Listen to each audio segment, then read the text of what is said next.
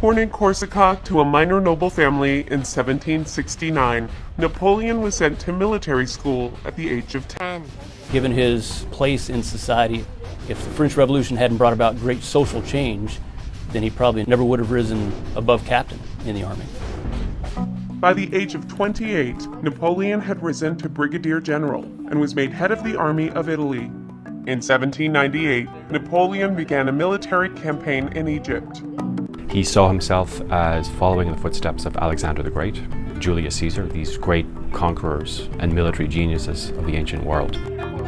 Realizing he was going to lose Egypt to the British, Napoleon abandoned his troops and returned to France in 1799. He became involved in a coup to overthrow the government. What emerged really was a government that Napoleon created with him as the first of 3 consuls of France. One observer outside the proceedings in Paris was asked, "What's in the Constitution?" and his answer was Bonaparte.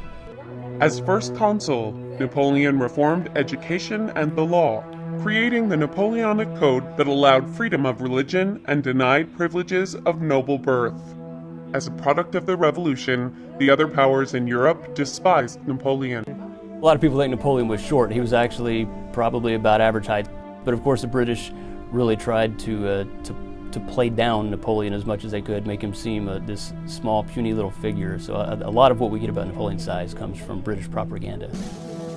Voted emperor for life in 1804, Napoleon won the Battle of Austerlitz in 1805, which would solidify him as one of the greatest commanders in military history.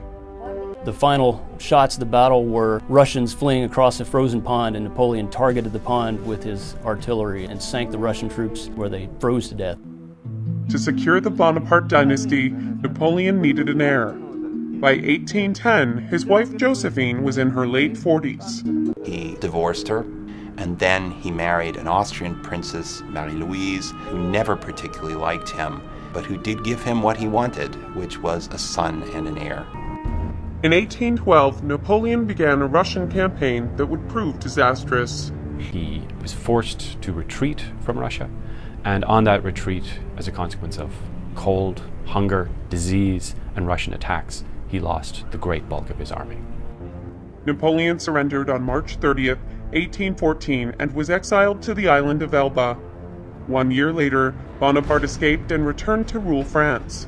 The next year, Napoleon suffered a devastating defeat at the Battle of Waterloo. Bonaparte was exiled to the island of St. Helena, where he would spend the rest of his days. Napoleon's final years on the island of St. Helena are when he is crafting his own legend through a series of interviews that become the book Memoirs of St. Helena. That book sold very well throughout Europe. Napoleon died on May 5th, 1821, at the age of 51. We probably should remember Napoleon as a war criminal. We probably will remember Napoleon as one of the greatest military geniuses in all of history.